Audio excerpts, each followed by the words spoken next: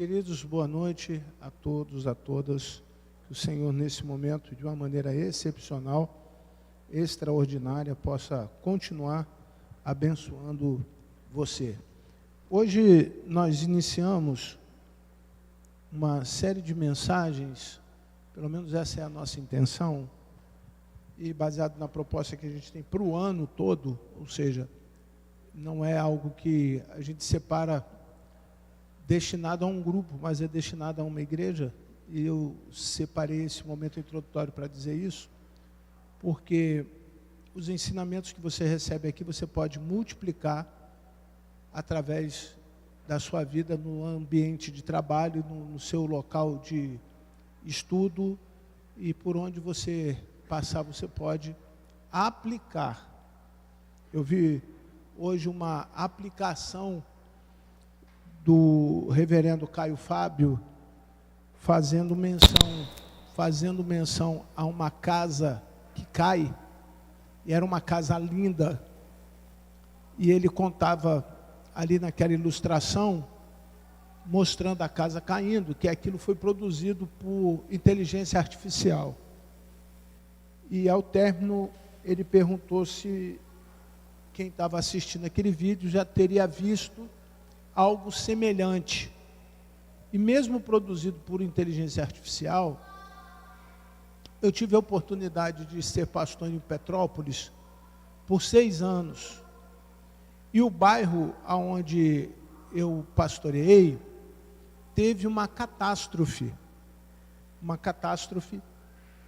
baseada nas chuvas daquele ano, e nós vimos algumas vezes o desmoronamento de casas e que estavam diretamente ligadas à igreja, ou seja, famílias que perderam a casa inteira, e pela misericórdia do Senhor Jesus, ninguém foi morto, mas os seus bens e a sua propriedade, a sua residência, se foi na enxurrada. E numa dessas enxurradas, uma das casas atingidas, contou-nos o irmão daquela residência, que minutos antes ele ouviu um barulho muito grande. E ouvindo o barulho, logo em seguida, eles, acostumados com essa propiciação de chuva constante na terra e a possibilidade do desmoronamento, eles saíram de dentro de casa correndo, e em segundos, todo aquele ambiente onde eles estavam foi soterrado. E ele falava com muita alegria assim: pastor, não deu tempo de retirar nada, a não ser as pessoas. Eu tenho para mim que o exemplo que Jesus fala lá no livro de Mateus, que uma casa deve ser alicerçada na rocha, e vem o vento, bate a chuva e a casa não cai. Jesus, de uma maneira muito espiritual, estava prevenindo a mim e a você a não vivermos uma vida cristã na superficialidade, não vivermos uma vida com Deus superficialmente, porque os problemas vêm, são os ventos, as enfermidades e tantas outras coisas ruins acontecem, bate na casa, se a casa não estiver firme, ela vai cair. Ela vai cair. E pode ser que esta noite alguém, ou muitos, se não todos nós, já tivemos alguma experiência da nossa casa cair.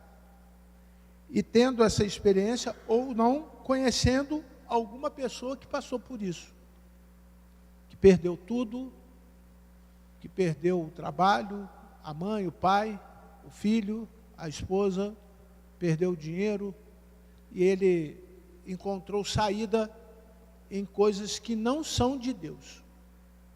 A grande maioria das vezes nós temos a oportunidade de ver o que Deus está fazendo na nossa vida e deixamos passar desapercebido o que Deus está fazendo na vida de outras pessoas. Mas se o vento bateu forte lá e a casa daquela pessoa caiu, nós queremos em 4 mensagens, nessas próximas quartas-feiras, trazer elementos para que você ajude alguém a reconstruir a sua vida com Deus. Esse é o intuito, esta é a razão dos nossos encontros. E o meu apelo que faço e continuarei a fazer, para que a igreja, obrigado, amado irmão, para que a igreja participe desses momentos. Por quê? Porque é muito comum nós encontrarmos pessoas com vícios ocultos. Que vícios são esses? Se nós excluirmos aqueles que são ilícitos, alguns nós nos tornamos reféns. Depressão, ansiedade, compulsão, gula. Isso entristece o Espírito Santo. São pecados que acalmam muitas vezes a nossa carne, mas atinge diretamente a nossa alma.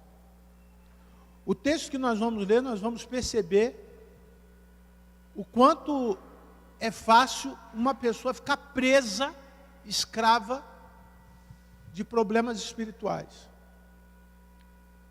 E se você me permitir, e eu proponho de maneira mais profunda que você faça isso, analise nos últimos anos a si mesmo, quantas vezes na tua família aconteceram fatos de que você achou que não seria e não teria solução. Analise você mesmo e veja quantas pessoas próximas a você se encontram hoje, se não à beira de um abismo, dentro do abismo, longe de Deus, isolados espiritualmente e com uma profunda tristeza, a ponto de não encontrar solução a não ser nas drogas lícitas.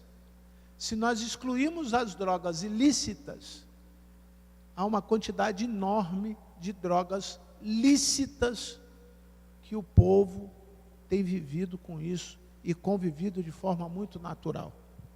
Eu fiz menção na quarta-feira passada, se eu não me engano, pode ser que tenha sido outro dia.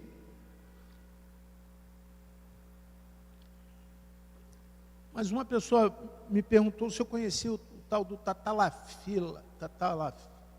Tatalafila é uma droga para ereção masculina, mas consumida com qualquer tipo de álcool faz um estrago no sistema imunológico do homem. Eu falei, não conheço. Ele falou, mas no Maracanã o pessoal vende. O senhor frequenta o Maracanã, o pessoal vende com muita facilidade. Eu já fiquei atento, porque eu tenho 2 meninos que gostam muito de ir ao Maracanã, então não vão sozinhos. Mas o senhor é um pai quadrado, sou quadrado, redondo, triangular, não vão sozinhos. Por quê? Porque o acesso a isso, outrora, era mais difícil. Hoje é muito mais fácil. Assim tem aquilo que nós estamos tratando de drogas lícitas. Você vai na farmácia e compra. Então, nós temos que estar atentos o que tem em torno da nossa família, se nós não estamos abrindo espaço para que essas drogas lícitas se tornem as amarras de Satanás da nossa vida. Um exemplo é os famosos psicotrópicos, aqueles que dormem mediante a uma alta ansiedade baseado com remédio. Remédio esse que você vai hoje na telemedicina, quem tem plano de saúde sabe o que eu estou falando, você não precisa ir no médico, e fala para o médico que você precisa de uma receita. E ele vai te mandar uma receita para você ir até a farmácia comprar um remédio de tarja preta, com QR Code autorizado por um médico, com CRM oficialmente, dando a você a garantia de que você precisa daquela droga. E como se ver livre disso? A sociedade tem permitido que essas drogas se tornem lícitas, porque há um grande ganho por detrás disso. Há uma grande margem de lucro no na farmácia, nos remédios. E você vai perceber uma semelhança no texto que nós vamos ler daqui a pouco, que quando Jesus livra um jovem de uma dependência espiritual e pega todo aquele espírito e joga nos porcos, aqueles que estão em volta, que comercializavam a miséria daquele jovem, se irrita contra Jesus. Baseado em Marcos, capítulo 5, nós vamos fazer a leitura, o famoso texto do jovem possuído e endemoniado de Gadareno. Não temos a pretensão de esgotar o tema, e tampouco temos tempo para que você entenda espiritualmente de tudo que o texto quer revelar, que quer dizer mostrar. Gostaríamos que você não saísse daqui perturbado, ou preocupado além do que você já veio com as suas preocupações naturais. Mas tem socorro para aqueles que buscam socorro. O texto nós vamos dividir em 3 pedacinhos. Então nós vamos ler alguns versículos separados, mas eu confesso aos irmãos que os irmãos poderiam lê-lo de 1 a 20, mas o primeiro pedaço do texto que nós vamos usar em Marcos, capítulo 5, está no versículo de 1 a 5, e eu farei a leitura. E Jesus e os seus discípulos chegaram à alta margem do mar, à terra dos Gadarenos. Ao desembarcar logo, um homem possuído de espíritos imundos veio dos túmulos ao encontro de Jesus. Esse homem vivia nos túmulos e ninguém podia prendê-lo, nem mesmo com correntes, porque tendo sido muitas vezes preso com correntes e cadeias, as cadeias foram quebradas por ele, e as correntes foram despedaçadas, e ninguém conseguia prendê-lo. Andava sempre de noite e de dia, gritando por entre os túmulos e pelos montes, ferindo-se com pedras. Essa primeira parte fala o relato de um homem que vivia no meio de mortos. Aqui começa algumas semelhanças da nossa convivência social. O que é convivência social? É a obrigação da nossa relação com pessoas que não estão necessariamente na mesma sintonia nossa com Deus. É certo que você tem amigos que não gostariam nem de falar de Deus numa hora do almoço. É certo que você convive com pessoas que, ao saberem que você é cristão, não te dão nem um pouco de ouvido. Você deixa de ser membro, parte. Você perde o sentido de pertencimento a determinados lugares, porque são pessoas que te isolam por conta do que Jesus já fez na tua vida. Tem pessoas que fazem coisas consigo para se sentirem perfeitos em si mesmo, a ponto de se enquadrarem à forma de outros, para que os outros os recebam. O homem vivia entre os mortos, mas achava que estava vivendo. Pelo contrário, quando aparece a vida, porque disse Jesus, e os irmãos sabem o texto, eu sou o caminho, a verdade e a vida. Quando Jesus se apresenta a ele, ele se irrita, porque a vida de Jesus incomodava. A primeira coisa que eu quero dizer aos senhores, e os que puderem buscar na sua consciência, por quantas vezes nós nos acomodamos vivendo no meio de pessoas que têm vícios e nós não falamos, eu não quero que ninguém fume dentro da minha casa, eu não quero que bebam dentro da minha casa, eu não quero que tragam revistas pornográficas dentro da minha casa, eu não quero isso ou aquilo que possa ferir a minha relação com Deus. Por quantas vezes nós nos tornamos coniventes, por mais que tenhamos a capacidade de falar, por mais que tenhamos a coragem de brigar, muitas vezes nós nos relacionamos com essas pessoas com uma facilidade muito grande, a ponto de chamá-los de amigos. Amigos. Pessoas que vão contra os princípios e os valores que Cristo agora colocou na minha vida, são meus amigos. Quando Jesus disse que se você não abrir mão dos seus amigos, por amor a mim, você não é digno de mim. Se você não abrir mão do teu pai, da tua mãe, dos seus familiares, se não abrir mão disso, por amor a mim, você não é digno, você não tem parte comigo. Como que nós convivemos com isso? Pode ser que alguém, na sua teologia máxima, possa estar dizendo assim, mas eu tenho que ser sal aonde não tem sal. Cuidado, meu irmão, porque o mundo, ele é tão sem sal, que a quantidade de sal que você carrega pode não ser suficiente para salgar o meio aonde você está vivendo. Cuidado, senão o salmista não diria: não me assento à roda dos escarnecedores. Eu não boto nem mesa para esse tipo de gente. Eu não gasto tempo, eu não gasto o meu ouvido, eu não sento para discutir ideias, ainda que sejam ideias boas. Se é científica, acadêmica, vai ser respaldada com a sua ideologia, e eu não tenho tempo para isso.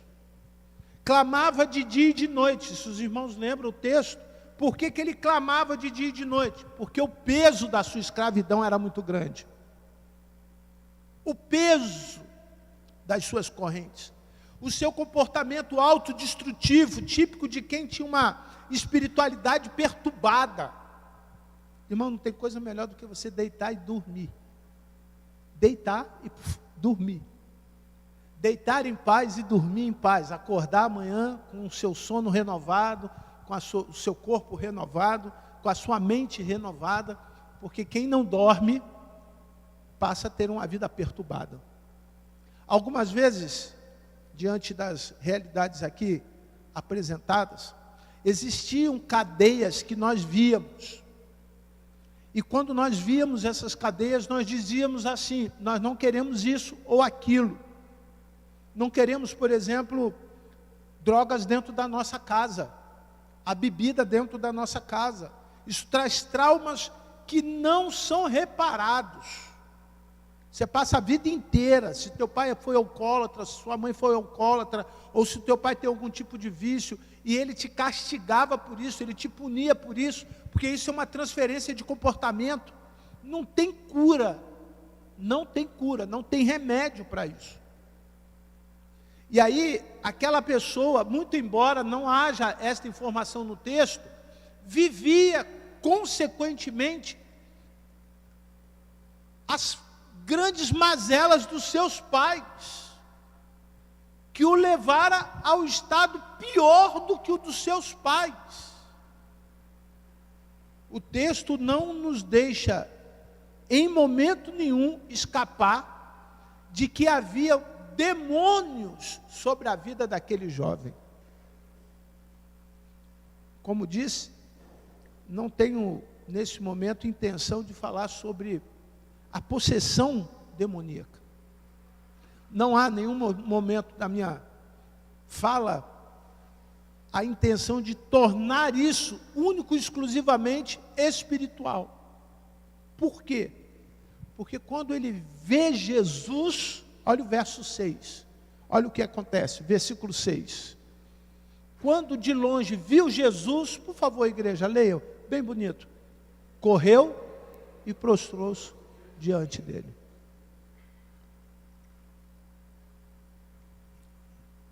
Um jovem cheio de demônio corre do lugar de onde ele está e vai ao encontro de Jesus e faz o quê?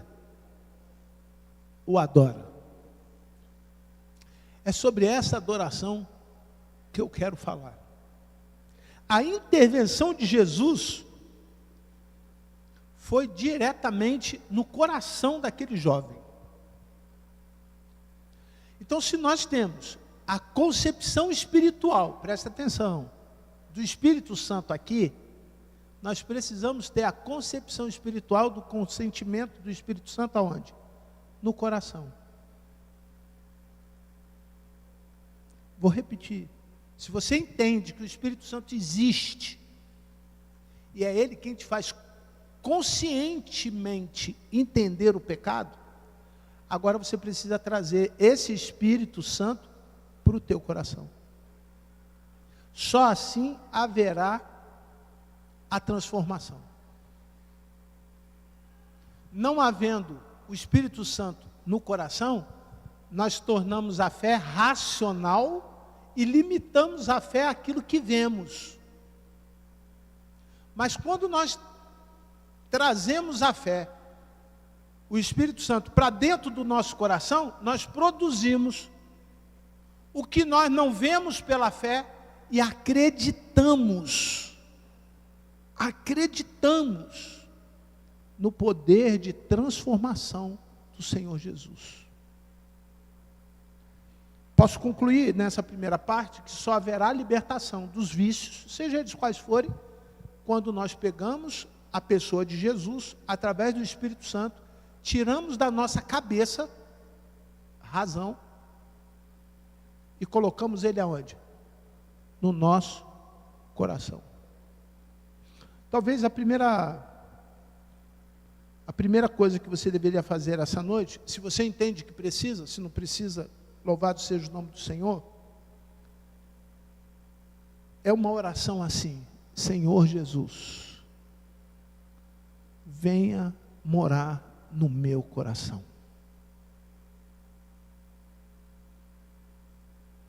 Senhor Jesus, eu entrego nas tuas mãos o meu coração. Eu já ouvi a palavra já está na minha cabeça. Eu entendo o meu estado não é bom, eu vivo no meio de mortos. Olha, é muito mais fácil você ser convidado para uma festa e você largar tudo, e a festa começa às 22 horas, só vai acabar às 6 horas da manhã do outro dia, e você trabalha, e você ir, do que você ser convidado para uma vigília que começa às 8 horas da noite e acaba meia-noite, e você não vem. É muito mais fácil as coisas do mundo, a nossa convivência com as coisas do mundo. A gente faz muito mais sacrifício. Hoje, todo mundo aqui, quando terminar o culto, vai receber um iPhone 16 Pro com 1 tera de memória. Aí o pessoal vem, é marketing, né? Isso é marketing. Você vai receber um iPhone. Esse é o melhor? 16 Pro com 1 tera? Tá bom? Esse? Porque já vai sair o 17. Você quer esperar o 17? Tá bom, 16, né? Aí você vem, porque você tem alguma coisa que te interessa. Se tem alguma coisa que te interessa, você corre, você está em Campo Grande, de Campo Grande para cá dá 1h40, se você vier pela seletiva. Se você vier naquela pista normal, dá 2 horas. Quando já é, funciona, porque agora esses dias ele não estava funcionando. Já foi, não é, já é. Mas quando você tem interesse, isso eu estou dizendo para os irmãos, quando você coloca Jesus no coração, o Espírito Santo está no teu coração, irmão, você tem prazer diário de estar com Jesus. Porque você sabe que ele vale mais do que um iPhone. Você sabe que ele tem muito mais a acrescentar na tua vida do que qualquer outra coisa. Então aquilo é apaixonante. E o teu esforço é para estar com Jesus. Foi o que aconteceu com aquele jovem. Aquele jovem percebeu. Os demônios não davam a ele esta condição. Mas quando ele viu Jesus, os demônios recuaram, e foi um momento em que ele percebeu que poderia ir ao encontro de Jesus. Olha que coisa extraordinária. Todas as vezes que você pede a Jesus para tomar conta das suas emoções, você abre no mundo espiritual a oportunidade para o Espírito Santo trabalhar onde? No seu coração. Por que nós não podemos endurecer o nosso coração? Porque se nós endurecemos o coração, por mais religião que a gente tenha, por mais religiosidade que nós venhamos a praticar, não vai funcionar nada. Não funciona. Porque é uma engrenagem. É uma engrenagem. O mundo espiritual é uma engrenagem, aonde Deus espera o lugar, o tempo e o momento certo para fazer algo extraordinariamente por você. Foi o que aconteceu com aquele jovem. E qual é o resultado disso? Ele correu para adorar Jesus. Ele correu. Ele abriu mão. Tinha corrente. O texto fala isso. É óbvio que há uma figura de linguagem aqui. Mas aquele jovem estava preso. Irmão, você está preso a quê? Você está preso a quem? O teu corpo vibra quando nós adoramos. Você se arrepia quando você sente a presença de Deus. A sua pupila dilata, expulsa de você o seu ser, e você encarna aquilo que nós chamamos que é Cristo. Às vezes o nosso corpo não reage mais às coisas espirituais. Às vezes a nossa mente não reage mais às coisas espirituais. E às vezes o nosso espírito não reage mais ao Espírito de Deus. E se não há movimento nisso, nós estamos como? Mortos. Você precisa permitir que o Espírito se mova em você. E por que ele precisa se mover? Olha o verso 7, por favor. Gritando em alta voz: o que quer comigo, Jesus, Filho do Deus Altíssimo? Por Deus, peço-lhe que não me atormente. Vocês reconhecem que não é o jovem que está falando. Quem está falando isso, quem é? O demônio que está nele, certo? O que o demônio não queria? Ser incomodado. Você pegou a visão? Quando você se sente incomodado com coisas de Deus, irmão, não é você. Não é você. Ah, vamos fazer isso. Ah, não, isso me incomoda, me deixa desconfortável. Irmão, não é você. Por isso que nós não brigamos, o pastor já aprendeu que não adianta brigar com ninguém, porque não é a pessoa. É o espírito que está nela. É o que está aprisionando ela, o que está escravizando ela. Então não adianta, tem que orar. A liderança da igreja tem que orar, pedindo ao Senhor para que esse tempo das pessoas acharem que elas precisam ser imploradas para fazerem coisas espirituais, elas precisam ser remuneradas, pagas. Elas precisam ter alguma coisa em troca, igual como eu disse, o iPhone. Elas precisam entrar num sorteio. A propósito, eu sou contra isso. O pessoal fala: vou fazer um sorteiozinho aqui para dar oferta para Jesus. Irmão, trabalho e dá teu dízimo, é o suficiente.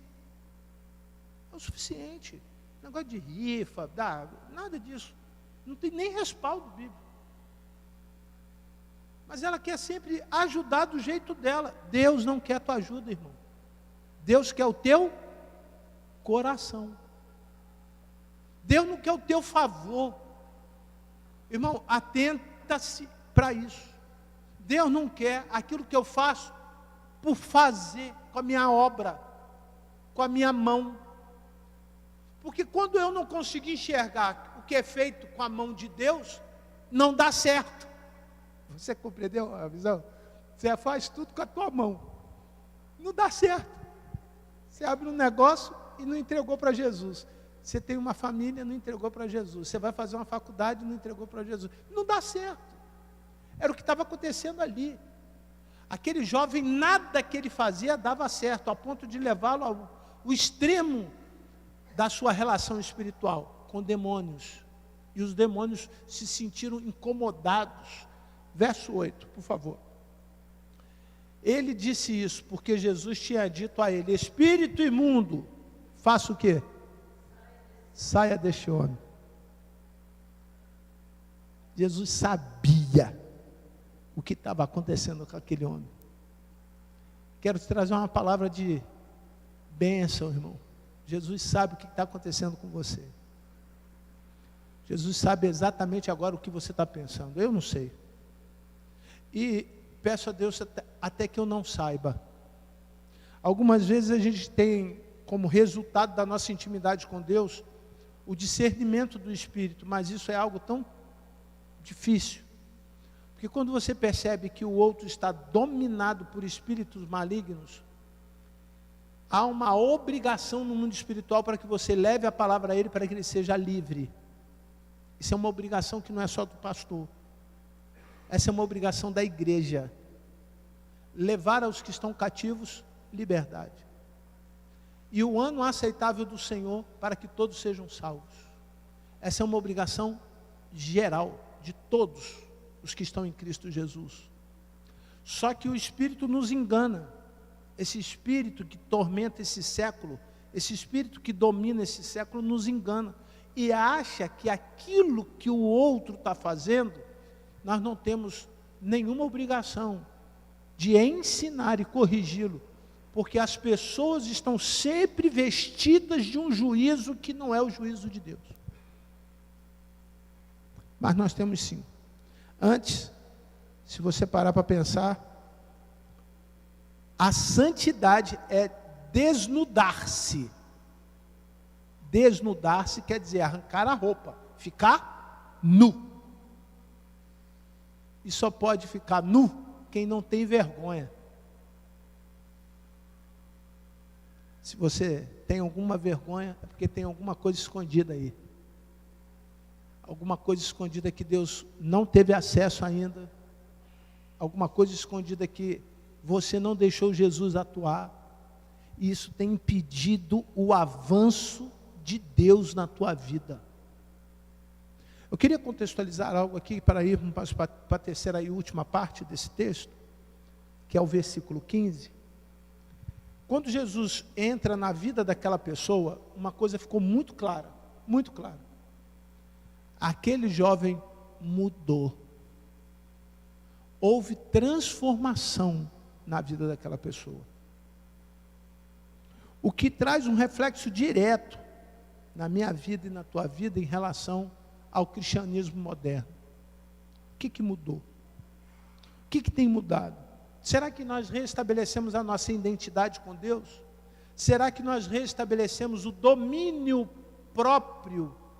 O que é domínio próprio? Você entende racionalmente, mas tem controle das suas emoções. E aí você age conforme Jesus agiria, que é o nosso padrão de referência de comportamento aqui na terra. Mas se Cristo não mudou sua vida, a gente passa a ouvir uma porção de coisas assim: bandido bom é bandido morto, essa pessoa tinha que ir para o inferno, pessoas que deveriam lavar a boca com água sanitária de tanto palavrão que fala, e fala com a boca suja, sem nenhum medo, nenhum escrúpulo. Ela se acostumou, porque ela ouve, ela vive no meio de coisas feias, gritaria, zomba. Por quê? Porque não foi restaurado o estado original dela. O estado original dela é semelhante a Deus que a criou. Mas o pecado destruiu isso e ela continua com seus sentidos, ouvir, cheirar, tocar, abalados pelo pecado. Então você pode já ter tido consciência disso, mas ainda não ter tido emoção nisso. Porque se houver emoção, se você tem realmente vontade de transformar a tua vida, irmão, volto a falar. Se tivéssemos feito uma campanha publicitária na igreja, que nós daríamos aqui 20 iPhone 16 Pro Max de 1 tera, isso aqui estaria lotado, varão. Lotado de gente. Todo mundo querendo a senha. Qual é a minha senha? 001. Qual a outra? 00002. Ia estar gente para todo lado. Porque as pessoas querem alguma coisa em troca. Elas querem troca. O evangelho de hoje te trocou aquele momento de você e Deus pelo momento em que é feito uma histeria. Sabe o que é histeria, não sabe? É uma euforia coletiva. E aí quando nós vemos um comportamento, que muitas vezes é um comportamento mais humano do que espiritual, todo mundo levantando a mão, todo mundo falando coisas que deveria pensar se está falando mesmo espiritualmente, todo mundo querendo dons, que são dons bíblicos, mas estão sendo aplicados de maneira errada. Quantos não viram há pouco tempo um jovem que hoje está sob a tutela do Júnior Trovão, um pastor jovem, fazendo uma porção de coisas que não tem o menor sentido. Em nome de quem? De Deus. Não tem o menor sentido aquilo. Mas as igrejas por onde eles passavam, lotavam. Os jovens caíam. Lembrando aos irmãos que não há nenhuma referência na Bíblia que o Espírito Santo veio e a pessoa cai. Pelo contrário. A referência de que o Espírito Santo vem, você levanta para pular, mesmo cheio de demônio, esse jovem não caiu. Ele fez o quê? Saltou de alegria e saiu adorando a quem?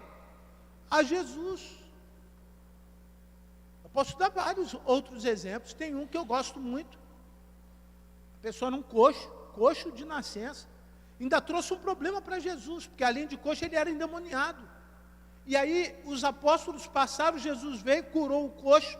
Só que os fariseus eram uma classe política que tinha na época de Jesus, que ficava vigiando o que Jesus estava fazendo para pegá-lo, se ele estava fazendo dentro da lei ou fora da lei.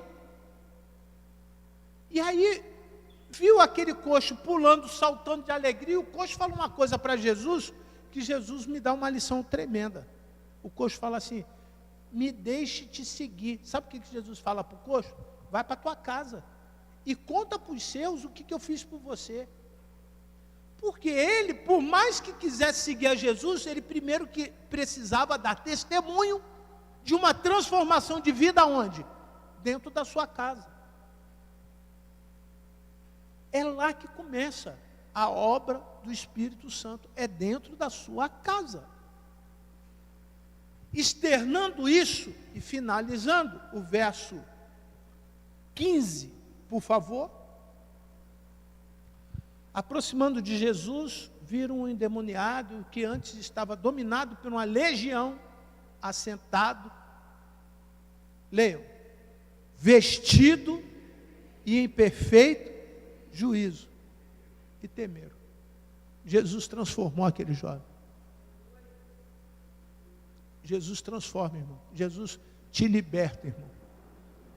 E se essa palavra não cabe nesse momento para você, porque você já é uma pessoa liberta por Jesus, você pode ensiná-la para outros que não são libertos por Jesus. E volto a afirmar, você pode trazê-la na próxima quarta-feira, que nós vamos falar mais coisas para que Jesus possa libertá-la. Assentado. Sabe o que me apresenta o texto? Uma pessoa restaurada por Jesus para ouvir. Ela não está preocupada qual o tempo. Irmão, não tem sermão de Jesus com menos de 6 horas. Não tem. Tem um que durou um pouquinho mais, foram 3 dias, e Jesus foi repreendido pelos discípulos. Lembram disso? Lembram? Jesus começa, Mateus capítulo 8, vai até o capítulo 15, 3 dias pregando. Aí os discípulos chegam para Jesus e falam assim: mestre, o senhor já está 3 dias só falando. Manda-os para onde? Para casa, para comer, porque eles vão morrer de fome. Sabe o que Jesus fala para os discípulos? Dá-lhes voz de comer. Essa preocupação que você tem aí de comer, meu irmão, Jesus já está cuidando disso por você. Coma. Se você já é uma pessoa livre, você pode ensinar outros a serem livres por Cristo Jesus. Se você já é uma pessoa que tem o Espírito Santo aqui e aqui, você pode ensinar outros a terem o Espírito Santo aqui e aqui. Se você já é uma pessoa transformada, irmão, coma enquanto tem pão para comer. Coma enquanto temos comunhão para convivermos e dividirmos o pão, porque aí aqueles discípulos fazem o quê? Junta o pouquinho que tem, Jesus pega, parte o pão, abençoa e diz o quê? Vai que agora vai dar para todo mundo. Olha que coisa maravilhosa. O pouquinho que eu pude servir essa noite aos irmãos, vocês já estão abençoados, vocês podem dividir isso que vai dar para todos que estão na tua casa. Todos aqueles que estão lá presos a vícios, a coisas que você nem imagina, que está trazendo transtorno para você. Pega e dê o que você está recebendo de graça. Pega de Deus e aplica na tua vida de maneira apressada. Porque Jesus está voltando, meu irmão. Esse Senhor está voltando. E o Senhor Deus fez com que ele ficasse sentado, vestido, e olha que coisa maravilhosa. Além de parar para ouvir, e não tendo mais nada do que se envergonhar, agora ele era uma pessoa nobre, concordam comigo? Ele estava lá no cemitério sem roupa. Agora ele está o quê? Vestido. Ele tem roupa. Ele é uma pessoa nobre. Isso não era o suficiente para Jesus. Jesus já pode ter te dado essa oportunidade de você estar aqui sentado ouvindo, uma pessoa nobre. Mas qual era a última parte da transformação de Jesus? Perfeito? Perfeito juízo. Quantos de nós temos visto pessoas vivendo uma vida sem juízo? Quero ajudar você, sem limite. Por isso, o vício. Porque o vício é a porta de entrada num mundo sem limite. Você quer se ver livre disso, irmão? É Jesus. Hoje me apresentaram eu vou passar depois para o Pedrinho, um vídeo de uma africana cantando uma música, não sei se você já viu. E eu assisti umas 2 vezes esse vídeo, a letra é maravilhosa, mas uma coisa que ficou muito clara, eles exaltavam tremendamente o nome de Jesus. Exalte, meu querido, em nome de Jesus, o nome de Jesus. Se alguém, essa noite, dependente, preso, escravizado a algum pecado que você queira, que o nome de Jesus e a autoridade que está neste nome te liberte, irmão, fique de pé, e nós vamos orar por você. Fique de pé, em nome de Jesus. Diga: pastor, olha, eu entendi que eu não preciso falar nada que Deus já sabe, mas eu preciso fazer. Que Deus abençoe, que Deus abençoe. Alguém mais? Que Deus abençoe, que Deus abençoe, Deus abençoe. Aleluia. Deus abençoe a cada um de vocês. Deus abençoe. Deus abençoe a sua vida. Pai querido, como é bom sentir o teu agir. E nós te agradecemos por essas vidas que se colocaram diante do Senhor, pedindo para o Senhor que lhes traga liberdade espiritual. E agora, em nome de Jesus, nós repreendemos todo e qualquer mal que possa estar sobre a vida deles, tornando-os escravos de Satanás, tornando-os escravos do pecado. Agora, em nome de Jesus, eu lhe peço que o Senhor liberte, e que eles saiam daqui tão radiantes, tão alegres, tão felizes, por aquilo que o Senhor está dando a eles hoje, o direito de te ouvir. O Senhor está dando uma roupa nova, aleluia, para cada um deles, tirando a roupa do pecado, tirando a roupa velha, para que eles se sintam pessoas novas com o Senhor, e ajustando o juízo. O Senhor está ajustando, Senhor Deus, o nosso juízo, para que venhamos a ter novamente limites, para que tenhamos, Senhor Deus, uma vida regrada, para que tenhamos, Senhor Deus, uma vida na Tua presença, e que a graça, a paz, o amor de Deus, o Pai, aleluia, aleluia, e a consolação do Teu Santo Espírito, alcance, Senhor Deus, os corações, aqui sobre todo este bairro, incomode este bairro, incomode este lugar para a glória do Teu nome, em nome de Jesus, amém. Pode assentar-se. Eu conheci uma pessoa chamada Ailton, e ele está doente. Ele me mandou uns 2 áudios, chorando, falando assim: se o Senhor quiser me levar, Ele já pode me levar. E ele contou um pouquinho do testemunho dele, e eu coloquei para ele: irmão Ailton, Deus ainda tem algo a fazer muito maior na tua família. Quem sabe você tem alguém doente na tua casa, irmão, que precisa ter tempo para ouvir Deus, receber uma nova roupa, uma nova veste, e acertar o seu juízo. Ele mora longe daqui, Anchieta, e falou: pastor, hoje eu vou numa igreja perto da minha casa, e eu peço a Deus que o cure da sua enfermidade, traga paz, alegria ao coração dele, que ele sinta-se revestido da autoridade de Deus para te contar o testemunho, que é um testemunho forte de tudo que Deus está fazendo na vida dele, para que outras pessoas que precisam ouvir de Jesus, creia no Senhor. Então você que ficou de pé, os irmãos e as irmãs que ficaram de pé, fale isso para as outras pessoas, fale para os seus amigos. Marcos capítulo 5, de 1 a 20, leia de novo. Se você botar na internet, aparece ali o texto.